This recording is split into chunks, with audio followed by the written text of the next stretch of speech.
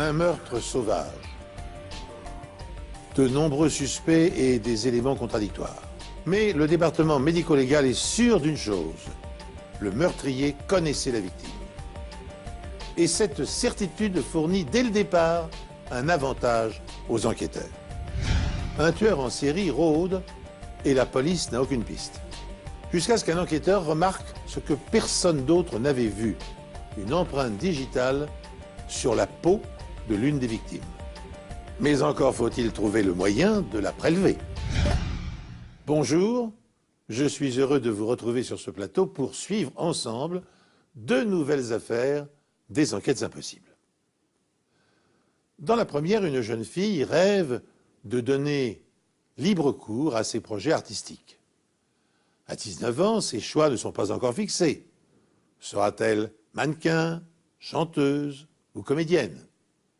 En attendant les opportunités, elle exerce le métier de serveuse dans un bar de nuit. Mais sa beauté n'attire pas que les regards des garçons de son âge.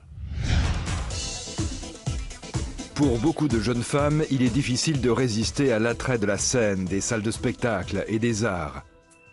Âgée de 19 ans, Heather Stigliano pensait avoir tout ce qu'il fallait pour réussir. Elle aimait poser, défiler et monter sur scène. Elle avait aussi une voix superbe. Après le lycée, Heather entend bien faire carrière, mais elle décide finalement de remettre ses rêves de gloire à l'année d'après pour faire plaisir à sa mère.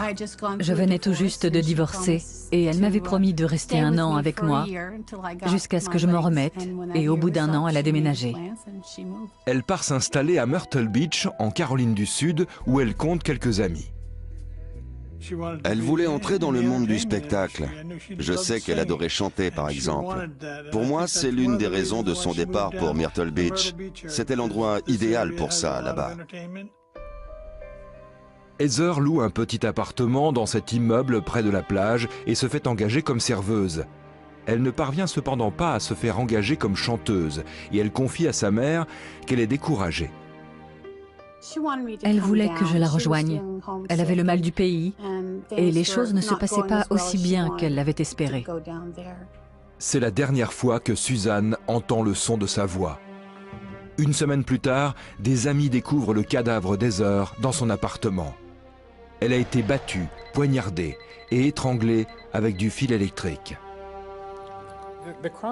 Ce crime est l'un des plus violents que j'ai jamais vu en tant que procureur. Les enquêteurs trouvent des débris de plastique près du cadavre d'Heather. Il y avait des petits morceaux, des débris de plastique noir. Il y en avait sur le corps et un peu partout dans la pièce autour du corps. On ne savait pas du tout ce que c'était. Aucune trace d'effraction, même si le mobile semble être le vol. Son portefeuille, son appareil photo, son poste de télévision et sa voiture ont disparu. On ne comprenait pas comment le meurtrier avait pu entrer dans l'appartement. On était extrêmement inquiets et on voulait tout faire pour l'arrêter, elle ou lui, avant qu'il ne commette un autre meurtre. La police émet un avis de recherche pour la voiture d'Heather, une Chevrolet de 10 ans immatriculée en Pennsylvanie. On dispose d'un réseau fédéral, géré informatiquement par le FBI à Washington, le NCIC, Centre national de données criminelles. On signale les voitures volées, les objets volés, à peu près tout ce qu'on veut, et l'avis est transmis dans tout le pays. Le NCIC, le Centre national des données criminelles, est un organisme fédéral géré par le FBI. Alors il comporte un système d'analyse et de récupération des dossiers criminels et contient plus d'1 million de données, éléments récoltés sur des scènes de crime, modèles d'armes utilisées pour commettre des meurtres et curriculum vitae, bien sûr, des suspects. Utilisé par la police et par l'ensemble des systèmes judiciaires américains, il peut aussi être consulté par les services des douanes et de l'immigration, ainsi que les autorités policières des États. Dans notre affaire, les enquêteurs espèrent que cette centrale de renseignement pourra leur fournir des informations sur la destination des objets dérobés dans l'appartement d'Heather Stigliano. Parallèlement à cette démarche, un médecin légiste procède à l'autopsie du corps de la jeune fille. Lors de l'autopsie, le médecin légiste photographie et mesure les plaies visibles sur le corps d'Heather. Il en décompte pas moins de 40. Je réalise des croquis, je prends des photos et je pose des feuilles de papier calque sur le cadavre pour dessiner les plaies. Ces feuilles sont ensuite conservées comme pièces à conviction. À partir de l'état de décomposition du corps, le docteur Downs estime que la mort d'Heather remonte à 1 semaine. Le corps a reçu plusieurs coups de couteau post-mortem. Certaines blessures avaient certainement été infligées lors des tout derniers instants avant sa mort. Et il était évident que le meurtrier avait utilisé au moins 3 méthodes différentes pour la tuer, parce qu'elle avait aussi du fil électrique autour du cou. Le médecin légiste découvre également une marque de chaussures ensanglantées sur le t-shirt d'Heather et des entailles qui ressemblent à des coups de couteau sur le haut de la nuque. Dans les 2 cas, cela voudrait dire que le meurtrier a tenté de la plaquer au sol. En revanche, le kit de viol ne révèle la présence d'aucun ADN masculin. Un médecin légiste essaie toujours de déterminer du mieux qu'il peut ce qui a pu arriver à la victime. Dans une affaire comme celle-là, le meurtre d'une jeune femme, on fait absolument tout notre possible pour répondre à ces questions. Sur la scène de crime, les enquêteurs découvrent tout de même un indice très intéressant. L'individu a placé un oreiller sous la tête d'Heather. Mais curieusement, aucune trace de sang. Moi, il avait été placé là bien plus tard. Je dirais même après le meurtre. Et apparemment, le meurtrier connaissait sa victime. Sur la scène de crime, les enquêteurs découvrent plusieurs indices concernant l'identité du meurtrier d'Heather Stigliano. Ils constatent qu'il est revenu sur les lieux pour tenter de nettoyer l'appartement. On a retrouvé du sang à plusieurs endroits, mais il est certain que quelqu'un avait tenté de tout effacer, les taches et tout le reste. Un technicien de la police scientifique applique un produit chimique, du noir amido, dans la salle de bain et sur le sol de la cuisine. On l'utilise sur toutes les scènes de crime. C'est un produit qui réagit au contact du sang séché. Il révèle par exemple des traces de pas partiellement visibles ou même totalement invisibles. Quelques secondes après son application, plusieurs empreintes de chaussures apparaissent. Des traces de chaussures de sport, pointure 45. Et ce sont les mêmes empreintes que celles retrouvées sur le t-shirt d'Heather. Maintenant, on sait qu'elles appartiennent au meurtrier. Ça fait beaucoup de bien de trouver ce genre de preuves aussi bien pour l'enquête qu'intérieurement. En quête de suspects, les enquêteurs interrogent les amis d'Heather, ses collègues et connaissances. Et ils sont très nombreux.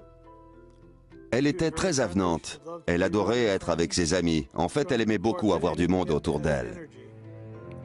La police découvre qu'Heather avait un ex-petit ami, Jack Norton, un pilote stationné sur la base aérienne de Pope, non loin de là. Heather vivait des moments difficiles et elle voulait se réconcilier avec lui. On ne savait pas s'ils s'étaient remis ensemble, mais si c'était le cas, ils auraient très bien pu se disputer à nouveau avec les conséquences que l'on connaît.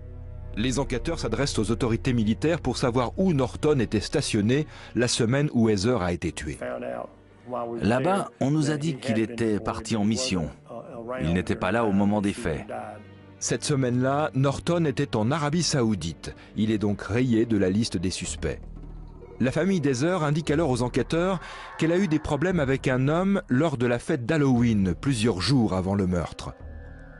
Elle dit même qu'un capitaine de l'armée de l'air du nom de Robert Dolan l'aurait agressé sexuellement au cours de la fête. Elle avait un peu trop bu ce soir-là. Et elle m'a raconté qu'elle pensait avoir été violée par le mari de l'une des invitées alors qu'elle avait plus ou moins perdu connaissance.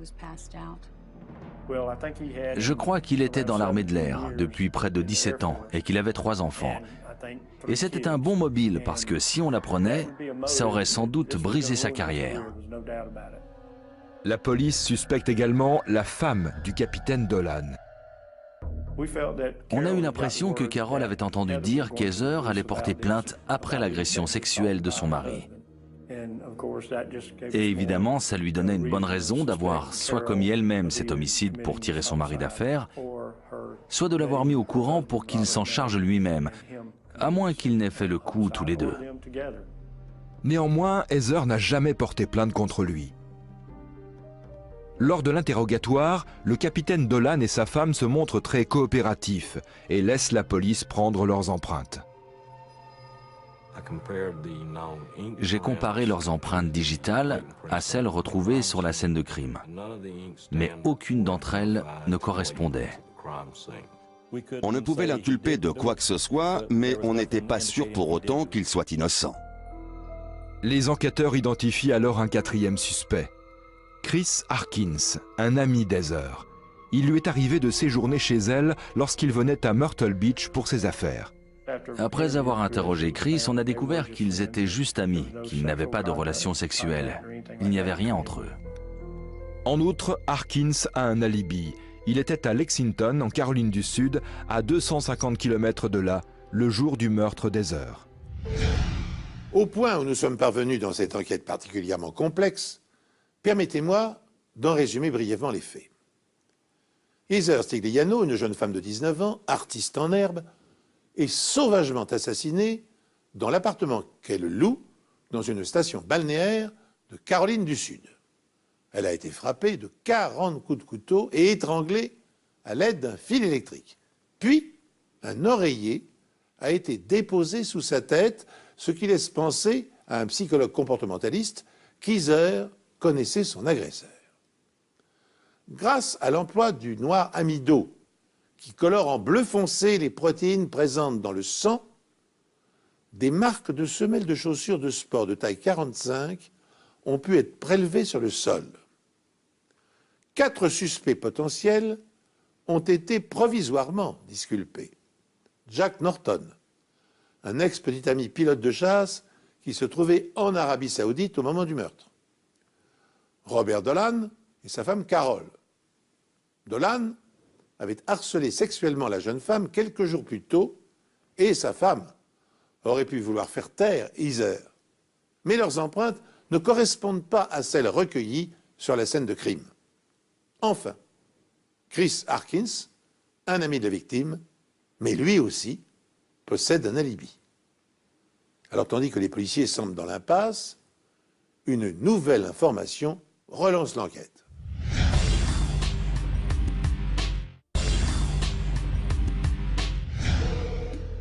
C'est alors que les enquêteurs reçoivent un appel inattendu d'un antiquaire de Powell's Island, à 40 km de là, en Caroline du Sud. Lui et sa femme ont appris la nouvelle du meurtre d'Heather dans le journal, et ils pensent avoir des informations susceptibles d'aider la police. Ils nous ont parlé d'un homme qui était venu à la boutique. Apparemment, il venait de se battre et il essayait de vendre un appareil photo. Cet appareil photo est de la même marque et du même modèle que celui qui a disparu de l'appartement d'Heather. Dès le début de la conversation, ils l'ont trouvé suspect. Il s'est même quelque peu emporté quand ils ont refusé de le lui acheter. Il leur a dit qu'il avait besoin d'argent, tout ça avec un regard qui vous glace le sang. Il le décrit comme un homme blanc d'environ 35 ans, aux cheveux bruns. Il a même eu la présence d'esprit de noter son numéro de plaque minéralogique sur un gobelet. Elle était enregistrée au nom d'Heather Stigliano, notre victime. Je dois avouer qu'à ce moment-là, on a exulté. C'était un suspect de première importance. On avait enfin une piste solide dans cette affaire. Un antiquaire donne à la police le signalement précis de l'homme qui roulait avec la voiture d'Heather Stigliano. À partir de ce signalement, la police dresse ce portrait robot qu'il distribue à tous les journaux de la région. Et cela paie. Très vite, la police est contactée par les ouvriers d'une entreprise de bâtiment de Myrtle Beach. Ils savent qui se cache derrière ce portrait robot. Ils nous ont dit qu'un ouvrier du nom de James Whipple avait travaillé ici, peu avant de disparaître sans raison. Il n'avait jamais appelé, il n'avait jamais donné de nouvelles. Il était parti depuis maintenant une semaine, ce qui correspondait parfaitement à la chronologie. James Whipple a 38 ans et il a un casier judiciaire dans 4 États. Il avait déjà été condamné pour cambriolage, vol qualifié, utilisation illégale de véhicules et quelques petits larcins. Il avait même été condamné une fois ou deux pour conduite en état d'ivresse et refus d'obtempérer. 6 jours plus tard, la police retrouve Whipple à Melbourne, en Floride, au volant de la voiture d'Heather Stigliano. Tout le monde jubilait. En une journée, on avait retrouvé à la fois le suspect et la voiture. Mais quel lien, s'il y en a un, Whipple peut-il avoir avec Heather Stigliano? Les enquêteurs découvrent que Whipple connaissait l'ami d'Heather, Chris Harkins. Ils avaient travaillé ensemble dans le passé. Mais c'était l'unique lien que Whipple avait eu avec Heather à l'époque. Ils s'étaient brièvement rencontrés, puis il était parti avec Chris. Il n'y avait aucun autre lien entre Heather et Whipple. La voiture d'Heather renferme une véritable mine d'indices. J'ai découvert bien plus de choses que je ne l'espérais. J'ai effectué mes fouilles de manière méthodique, en commençant par l'extérieur, puis l'intérieur. Sous le siège avant, les enquêteurs trouvent un couteau scie tordu, un fer à repasser brisé, une paire de chaussures de sport pour hommes et des vêtements tachés de sang. Ils confient le couteau au médecin légiste, le docteur Jamie Downs. Lorsque j'ai eu ce couteau-ci entre les mains, j'ai regardé l'écartement de ses dents. Les pointes du couteau dépassaient, et j'ai remarqué qu'elles étaient placées à intervalles réguliers, ce qui correspondait parfaitement. Le docteur Downs compare ensuite la taille des dents aux marques de couteau sur la peau d'Heather. Une fois encore, tout correspond. Toutes les écorchures au niveau de sa nuque, juste derrière l'oreille, ne dépassaient pas 1 cm et correspondaient parfaitement au couteau que possédait le suspect. Le docteur Downs s'intéresse également au fer à repasser trouvé en possession de Whipple et conclut qu'il a également été utilisé lors du meurtre. Steve Derrick veut alors déterminer si les débris de plastique noir trouvés sur la scène de crime proviennent bien de ce fer à repasser. À partir de là, c'est devenu un vrai puzzle. Une fois que tout a été photographié, on a commencé à recoller tous les morceaux entre eux. Après plusieurs essais et quelques erreurs, Derrick constate que les morceaux s'emboîtent parfaitement. Les morceaux retrouvés sur les lieux et le fer à repasser dans la voiture prouvaient la présence de Whipple sur la scène de crime. Les enquêteurs examinent également les chaussures de sport trouvées en possession de Whipple. C'est du 45, soit la même pointure que les empreintes de chaussures trouvées dans le sang sur la scène de crime. Steve Derrick utilise de la poudre dactyloscopique rouge ordinaire pour obtenir l'empreinte de la chaussure droite, avant de l'appliquer sur un transparent.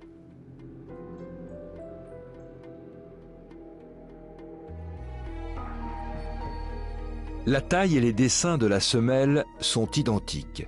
Plus important encore, les caractéristiques accidentelles sont quasiment les mêmes.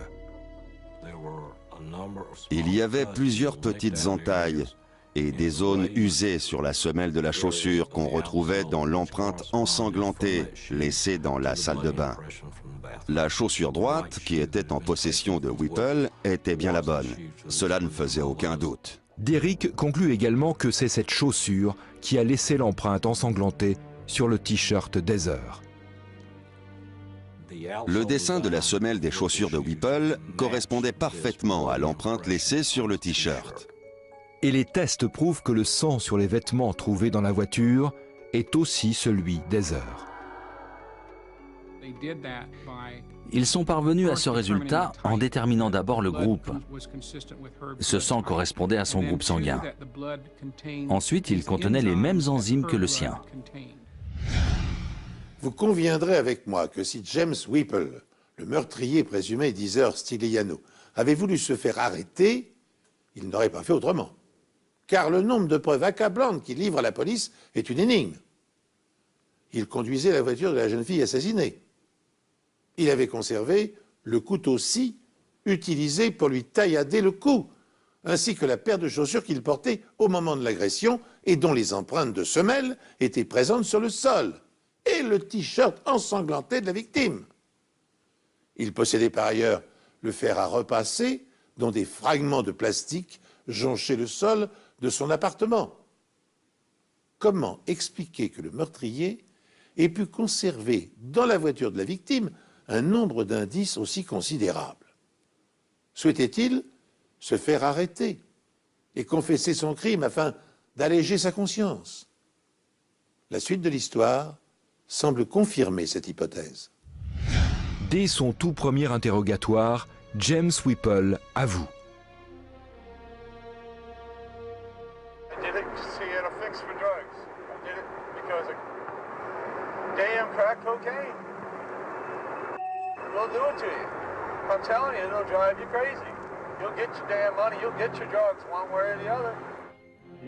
Il m'a avoué que c'était bien lui le meurtrier, et il a même ajouté qu'il méritait la peine de mort pour ce qu'il lui avait fait. James Whipple raconte à la police que c'est son addiction au crack qui a détruit sa vie et que c'est le besoin d'argent pour acheter la drogue qui l'a poussé à commettre le crime. La famille et les amis de la victime ne pourront pas vivre normalement tant que justice n'aura pas été faite.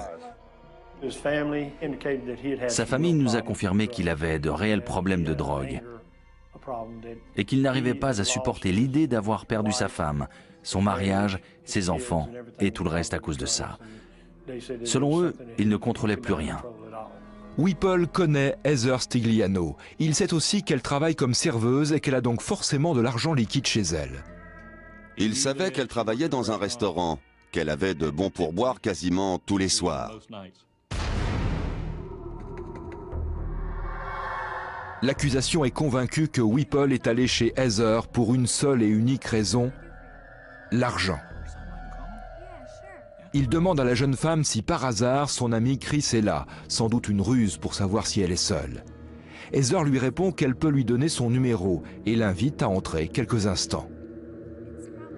Whipple, qui a pris de la drogue à ce moment-là et a un grand besoin d'argent, en profite pour se jeter sur elle. Il la frappe avec le fer à repasser, faisant au passage voler en éclats la partie en plastique. Puis il l'étrangle.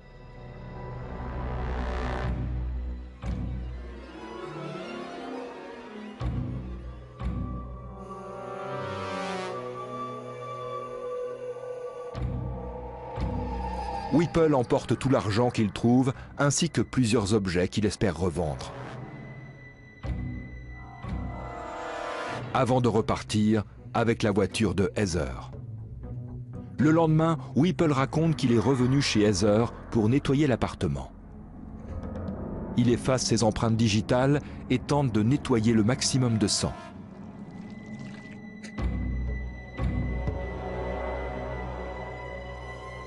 Mais il a oublié le t-shirt et les empreintes de chaussures. Avant de partir, Whipple place l'oreiller sous la tête d'Heather comme pour s'excuser de son geste. Il prend également le soin d'emporter le fer à repasser et le couteau, retrouvés par la suite en sa possession. Mais voilà, il va commettre l'erreur de tout de suite vouloir revendre l'appareil photo à un antiquaire, celui-là même qui va prévenir les autorités. On n'achète pas d'appareil photo.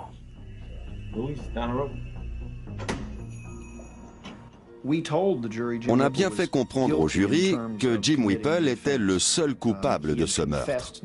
Il l'avait avoué, pas seulement aux policiers, des aveux d'ailleurs validés par le juge, car fait de son plein gré. Il avait avoué devant des journalistes. Il avait avoué devant des surveillants pénitentiaires. Il avait écrit des lettres à tout le monde pour qu'ils sachent ce qu'il avait fait.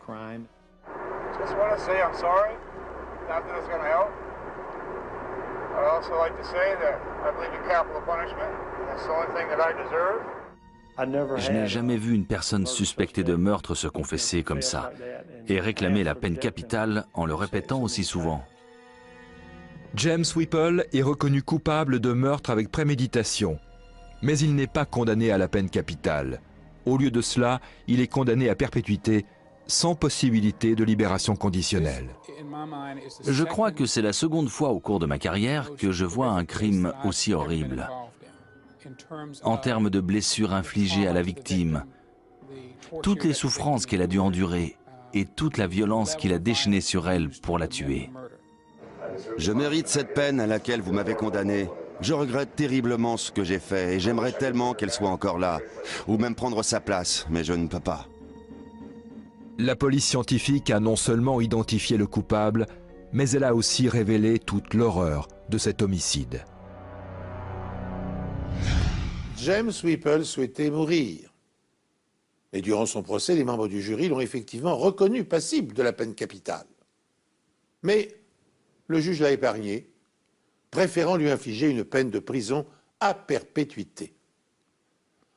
À l'annonce du verdict et de la sentence, Whipple a adressé un message à la mère de la victime.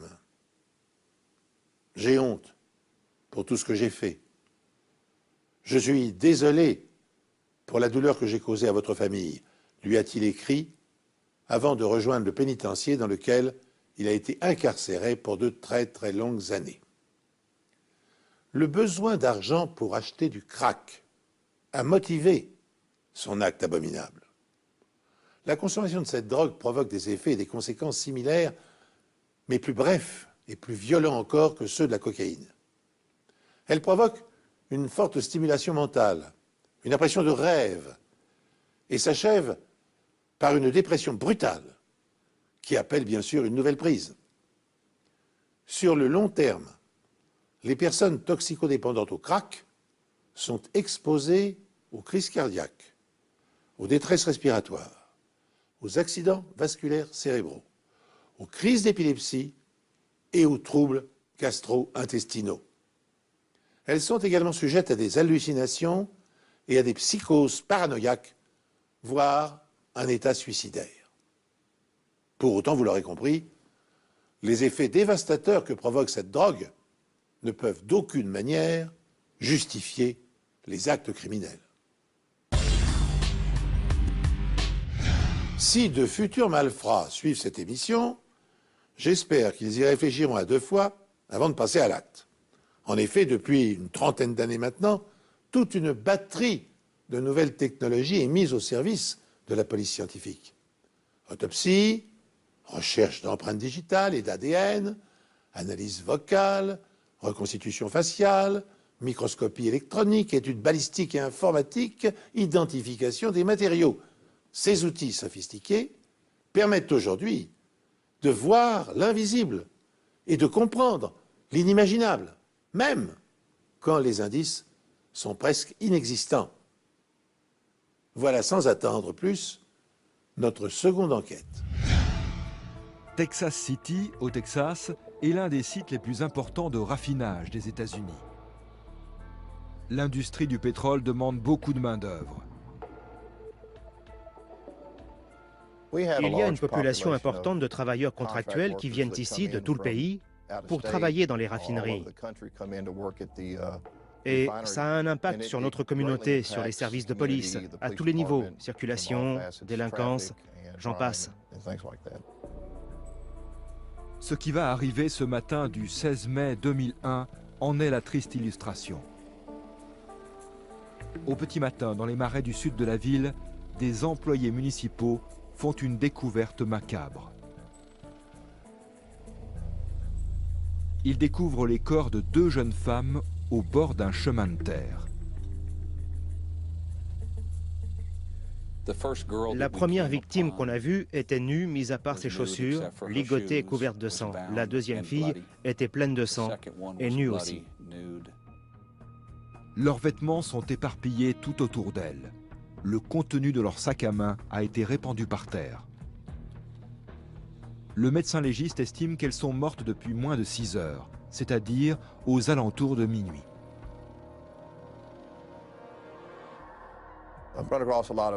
J'ai vu beaucoup de personnes mortes et j'ai vu des tas d'homicides depuis, mais je n'ai jamais rien vu de tel. Ce que je veux dire, c'est que quand j'ai vu le premier corps, la première victime qui gisait là, c'était impossible de ne pas percevoir la rage qui avait dû animer le tueur. On pouvait sentir sa colère. C'était une scène vraiment horrible. On avait affaire à quelqu'un qui n'avait absolument aucune considération pour les autres êtres humains. Il était mauvais et en colère. C'est ce que j'ai pensé immédiatement. Les deux jeunes femmes sont identifiées. Il s'agit de Dana Fiesel, 31 ans, et Camille Kelleman, 32 ans. La police découvre que ce sont deux prostituées. Je pense que ma sœur était maniaco-dépressive et qu'elle n'a pas bénéficié de l'aide dont elle aurait eu besoin. Alors elle s'est tournée vers les médicaments. Elle pratiquait l'automédication. Mais elle est devenue accro aux mauvais médicaments et ça l'a perdue. L'histoire de Dana Fiesel est similaire. Elle était toxicomane de longue date.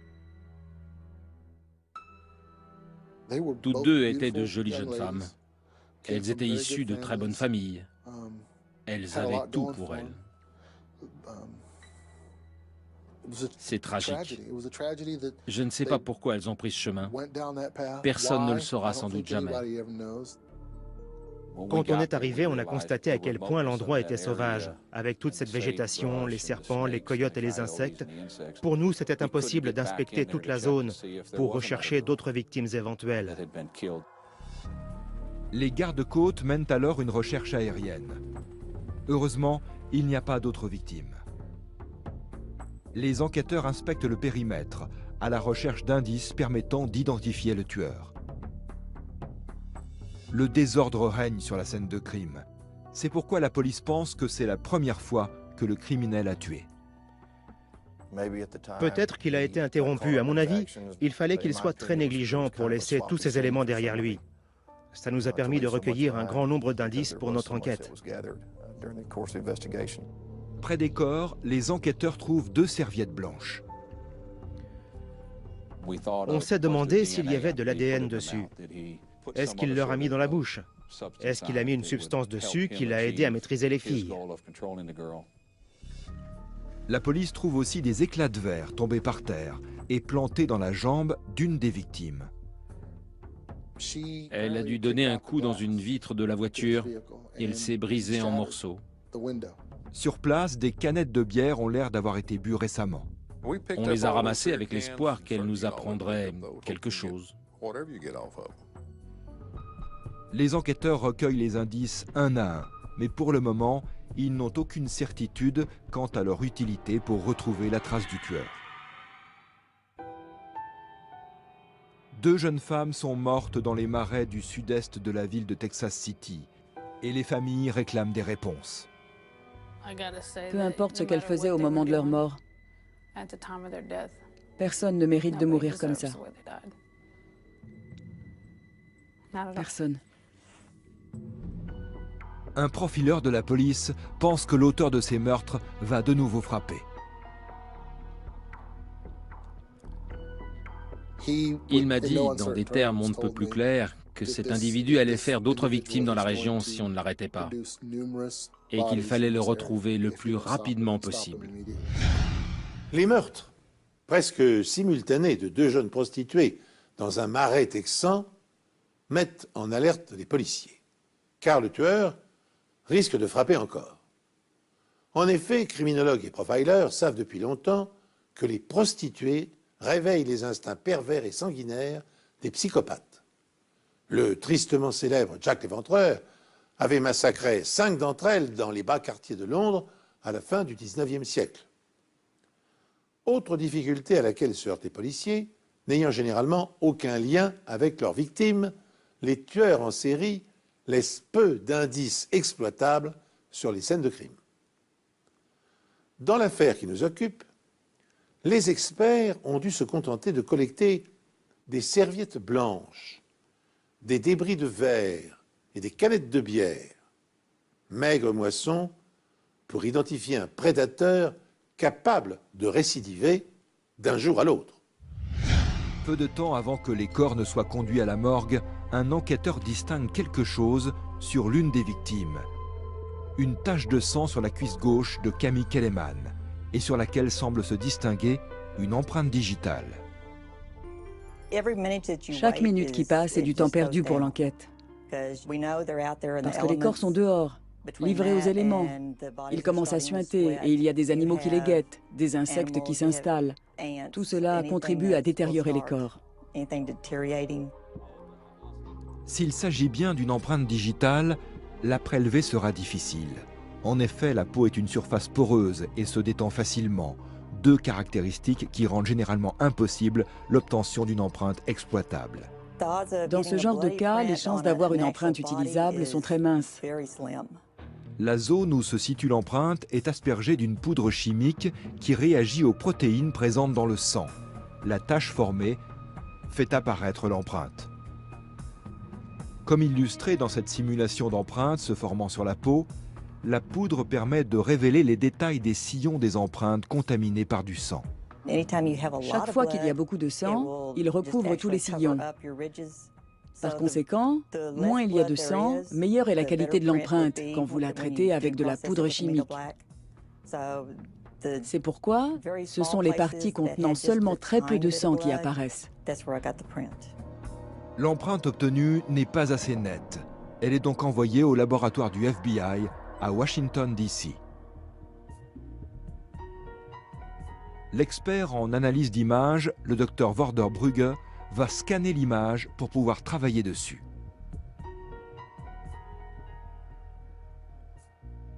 La texture de la peau au niveau de la cuisse de la victime a obscurci l'empreinte. Il y avait deux reliefs différents à traiter dans ce cas-là. D'abord, il y avait le motif de l'empreinte digitale elle-même, qui est très spécifique. Ensuite, le dessin de la peau qui est différent de l'empreinte digitale. À l'aide d'un logiciel, le docteur Brügge va d'abord devoir identifier le motif de la peau de la victime pour pouvoir ensuite en enlever le maximum possible. On procède par tâtonnement. Ce n'est pas très différent de ce que fait un archéologue lorsqu'il se sert d'un pinceau minuscule pour enlever méticuleusement la saleté, le sable ou la terre, jusqu'à révéler l'objet d'origine, plutôt que d'y aller directement au marteau et au burin. L'ordinateur va permettre de discerner les motifs répétés de l'épiderme de la victime. Ce qu'on arrive à faire, c'est de se débarrasser de ces sillons en les éclaircissant jusqu'à ce qu'ils disparaissent. Apparaît alors l'empreinte du tueur présumé. Reste aux enquêteurs à obtenir les empreintes d'un suspect pour effectuer une comparaison. Une autre trace recueillie sur la scène de crime, une empreinte de pneu, semble être un indice prometteur. La trace provient clairement du flanc d'un pneu. La qualité de l'empreinte d'un pneu dépend de la pression du pneu sur la boue, de l'humidité et du type de sol. Il y avait une chance sur 1 million que la trace de pneu soit aussi parfaite. L'empreinte est si nette que les techniciens de scène de crime peuvent lire la marque. On pouvait voir le logo tout entier, ce qui n'arrive pas souvent. La trace était en parfait état. Des moulages sont effectués. Ils sont examinés et les techniciens découvrent des marques inhabituelles sur la bande de roulement. On s'est renseigné auprès du fabricant qui nous a expliqué qu'il devait s'agir de pneus neige. Or, quiconque a déjà vécu dans la région sait qu'on n'a pas besoin de pneus neige par ici. Les enquêteurs demandent au fabricant de leur indiquer où ces pneus ont été vendus. Ces pneus ont été vendus quelque part au Colorado. Les techniques de prélèvement d'empreintes digitales ont enregistré des progrès considérables au cours de ces dernières années. Des poudres révélatrices à l'emploi de lumière forte et colorée en passant par les chambres de fumigation de colle forte, on arrive même aujourd'hui à révéler des empreintes anciennes ou exposées à l'eau. Tenez ainsi, dans l'affaire du Rainbow Warrior de Greenpeace saboté en 1985 dans le port d'Auckland par les services secrets français, les faux époux Thurange avaient pu être démasqués grâce à leurs empreintes digitales retrouvées sur le canon en caoutchouc utilisé durant l'opération. Par ailleurs, les marques de pneus peuvent être identifiées grâce à leurs dimensions, aux dessins spécifiques de leur sculpture et aux traces d'usure. Dans notre enquête, on a justement réussi à déterminer le type et l'origine des pneus de la voiture du coupable. Mais une fois encore, ces indices seront-ils suffisants pour identifier le prédateur ?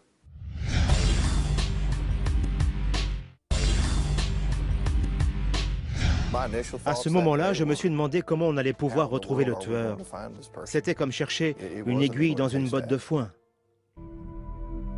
Face au meurtre de 2 prostituées, la police du Texas pense avoir affaire à un tueur en série potentiel. Pour moi, c'est un monstre. Je pense qu'on a tous pris la mesure du problème. On savait que ça se reproduirait si on tardait à l'attraper. On aurait une autre affaire de meurtre à résoudre. Les enquêteurs parlent avec des prostituées du quartier pour glaner des informations. Elles ont tout un tas d'infos sur ce qui se passe. Quand vous avez de bonnes relations avec elles, c'est incroyable la quantité de choses qu'elles peuvent vous dire. Elles savent tout ce qui se passe dans la rue. C'est ainsi qu'ils apprennent un fait capital. Une prostituée du quartier leur dit s'être fait agresser 3 jours avant les meurtres. Elle a été conduite jusqu'au même endroit et traitée de la même façon que les autres filles ont été traitées, d'après ce que l'on suppose. Elle déclare que l'homme a essayé de lui attacher les mains dans le dos avec du ruban adhésif à usage médical et de la bâillonner avec une serviette blanche. Par chance, elle a réussi à s'échapper. Heureusement, elle a réussi à se détacher et à se libérer. Elle avait envie de vivre et son instinct de survie a pris le dessus. Elle est parvenue à courir le long de ce chemin terrifiant et désert, et ça en pleine nuit pour atteindre l'autoroute. Elle a fourni une partie de la plaque d'immatriculation, C41. 3 sur 6, c'est pas mal pour ouvrir l'œil et faire des recherches. Bonne surprise pour les enquêteurs, elle a conservé la serviette utilisée par son agresseur pour la bâillonner. Il provient du même fabricant et présente la même densité de fil que celle retrouvée sur la scène de crime. Elle a fait tout ce qu'il fallait. Elle a cette débrouillardise qui vient de la rue. Elle fait ça depuis de nombreuses années et je pense qu'elle a déjà connu ce genre d'expérience. Une situation où elle n'a pu compter que sur elle-même pour rester en vie. La police quadrille la zone, à la recherche d'un homme et d'une voiture correspondant au signalement. Le fichier des immatriculations fournit une longue liste de véhicules à vérifier. On a interpellé plusieurs hommes de type hispanique conduisant une petite voiture blanche. Et on les a conduits au poste. On a prélevé leur ADN, on a pris des photos de leurs pneus, on a étudié la moindre piste. 3 jours plus tard, l'enquêteur Paul Edinburgh se rend au poste de police quand il croise un véhicule suspect qui se dirige vers la sortie de la ville. J'ai regardé vers la droite et il y avait une petite voiture blanche à 4 portes. Ça a attiré mon attention et j'ai vu que le numéro de la plaque commençait par C41. Je crois que là, mon cœur s'est arrêté. Edinburgh oblige le véhicule à se garer sur le bas-côté. Le conducteur est José Castillon, 30 ans, employé d'une maison de retraite. J'ai vu son avant-bras avec le tatouage du poignard et l'espace de 2 ou 3 secondes, je suis resté sidéré. Parce qu'à ce moment-là, je me suis rendu compte que cet homme était celui que tout le monde recherchait. Fait intéressant, le beau-père de Castillon était un agent de police du Texas. L'unique démêlé de Castillon avec la justice concerne une condamnation pour un délit mineur pour lequel il n'a pas fait de prison. Interrogé, Castillon nie être impliqué dans les 2 meurtres. Il est arrivé récemment au Texas. Il est originaire du Colorado où il a acheté des pneus neige de la même marque que celle qui a été identifiée sur la scène de crime. Il y avait une très grande ressemblance entre les empreintes de pneus laissées par le véhicule de l'accusé et les moulages faits sur la scène de crime, tant au niveau des motifs que des dimensions, que du logo lui-même. Les enquêteurs remarquent que la lunette arrière de la voiture de Castillon est cassée. Les éclats de la vitre sont comparés à ceux retrouvés sur l'une des victimes. L'indice de réfraction, qui mesure la vitesse à laquelle la lumière traverse le verre, est identique dans les 2 cas. Enfin, les enquêteurs comparent les empreintes digitales de Castillon à l'empreinte ensanglantée retrouvée sur la cuisse de l'une des victimes. Elle correspond à celle du majeur de sa main droite. Ça a été un grand moment, le moment où tout s'est joué, parce qu'on avait un dossier solide et il n'y avait plus qu'à passer le relais à la justice. On tenait notre homme, il n'y avait plus de doute possible. 2 jours après la mort de Dana Fiesel et de Camille Kelleman, José Castillon est inculpé de meurtre. Mais le procureur cherche à découvrir son mobile. Les enquêteurs pensent que les canettes de bière collectées sur la scène de crime ont été bues par le suspect et qu'il était ivre. Avec les codes barres, on a demandé aux fabricants de retrouver à qui les canettes avaient été vendues. Et c'est comme ça qu'on est remonté jusqu'à cette épicerie. Grâce au témoignage d'une prostituée, le tueur en série a pu être identifié et arrêté. Il se nomme José Castillon. Il porte un tatouage sur l'avant-bras droit. Sa voiture correspond à celle décrite par le témoin. Elle est équipée de pneus neige dont l'empreinte est identique à celle recueillie sur la scène de crime. Une de ces empreintes digitales coïncide avec la marque prélevée sur la cuisse d'une victime. Enfin, pour ne laisser aucune place au doute raisonnable et emporter l'adhésion unanime des membres du jury, lorsque le procès aura lieu bien sûr, les enquêteurs s'efforcent de démontrer que les canettes de bière trouvées près des cadavres ont bien été achetées et consommées par le suspect. Le registre informatique du magasin révèle qu'un homme a acheté ces bières la nuit où ont eu lieu les meurtres. Grâce au reçu, les enquêteurs ont l'heure à laquelle le pack de bière a été acheté. De plus, le client a payé par chèque. Le chèque est d'un montant de 19,68 $ et il est signé José Castillon. Qu'en est-il des serviettes blanches? Castillon travaille dans une maison de retraite où l'on utilise quotidiennement des centaines de serviettes blanches.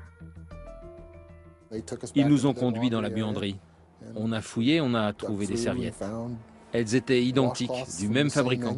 Elles avaient la même épaisseur de fil, le lien était indiscutable. D'après l'accusation, José Castillon aurait fait monter les 2 victimes dans sa voiture en même temps. Ensuite, il a jeté négligemment ses canettes de bière par terre. Le code barre prouve que Castillon les a achetées. Castillon aurait ensuite ligoté les 2 femmes, avant de les bâillonner à l'aide des serviettes volées sur son lieu de travail. Pour tenter de s'échapper, l'une des jeunes femmes a donné un coup dans la vitre arrière de la voiture et l'a brisée. C'est à ce moment-là que les éclats de verre sont rentrés dans sa jambe. Après les meurtres, entraînant les corps dans l'herbe, Castillon a laissé son empreinte digitale sur la cuisse de Camille Kelleman. De plus, en quittant les lieux, il a laissé les empreintes de ses pneus dans la terre humide. Je ne peux pas imaginer. Je n'ai pas envie d'imaginer ce qu'elles ont vécu. Elles sont sans doute sorties en se disant qu'elles allaient s'amuser et faire la fête. Mais elles sont montées dans la mauvaise voiture. Elles étaient amies, elles sont montées dans une voiture et l'une des 2 a vu l'autre mourir sous ses yeux. Les techniciens de scène de crime ont travaillé vite et dans des conditions difficiles. Et ils ont réalisé un miracle en récupérant l'empreinte sur la peau d'une des victimes. Ensuite, un logiciel très performant a permis d'améliorer la qualité de cette empreinte pour prouver sans l'ombre d'un doute que José Castillon est le tueur. L'empreinte du pneu a également joué un rôle important dans cette enquête. On ne pourra jamais reproduire les mêmes traces de pneus. Les empreintes aussi nettes, c'est exceptionnel. Il a laissé tellement d'indices derrière lui. Il a vraiment été négligent. C'est presque comme s'il avait voulu se faire prendre. Parce que dans la plupart des enquêtes, on ne relève pas autant d'indices. Là, il y avait des preuves à l'appel. Castillon accepte de plaider coupable face à l'accusation de meurtre et d'enlèvement. Il est condamné à la prison à vie, sans possibilité de remise de peine. C'était incroyable. Il a préféré plaider coupable et écoper d'office de 2 peines de prison à vie consécutives. Personne, et probablement pas José Castillon lui-même, ne connaît la raison de sa haine envers les femmes.